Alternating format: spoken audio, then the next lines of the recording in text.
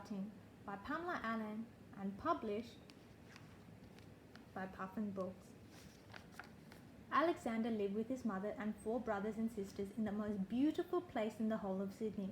But Alexander's mother was bored. So one warm sunny morning, they all set out in search of an adventure. Past the bottle tree, through the iron gates and along Art Gallery Road. "Stay close, take care," quacked Alexander's mother, but Alexander did not stay close and Alexander did not take care. He struggled behind with his head in the air. In College Street, a man rushed out and stopped the traffic. "Stay close, take care," quacked Alexander's mother, but Alexander did not stay close and Alexander did not take care. He struggled behind and he did not hear. By the time they reached the other side, Alexander had disappeared. Alexander's mother quacked and quacked, "Alexander, Alexander," and all his brothers and sisters quacked and flapped, but they couldn't find Alexander anywhere. When they stopped making such a din, they heard a faint and distant quack from deep down in the earth. A young man and a middle-aged lady came over to see what was going on. The young man tried to reach Alexander, but his long arms were not long enough.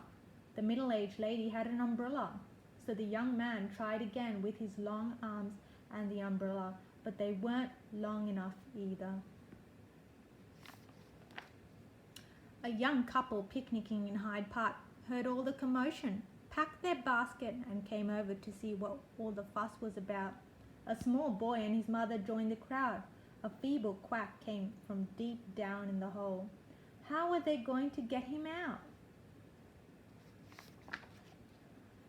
Then, before anyone could stop him, the small boy tipped his drink down the hole. "Yeah, now you've gone and drowned the poor little billiter," shouted the young man with the long arms, and they all tried to peer down the deep dark hole to see. Everyone started talking at once.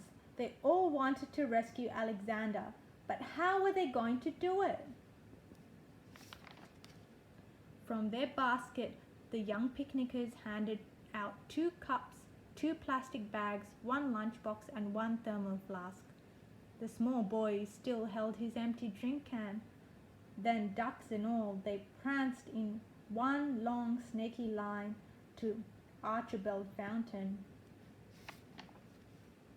Now dipping and tipping, skipping and dripping, quacking and flapping, dripping and skipping, from the fountain to the hole and back again they danced.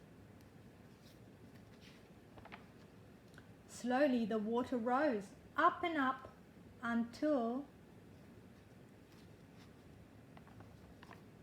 out popped Alexander like the cork out of a bottle. His mother flapped and quacked, and all his brothers and sisters flapped and quacked.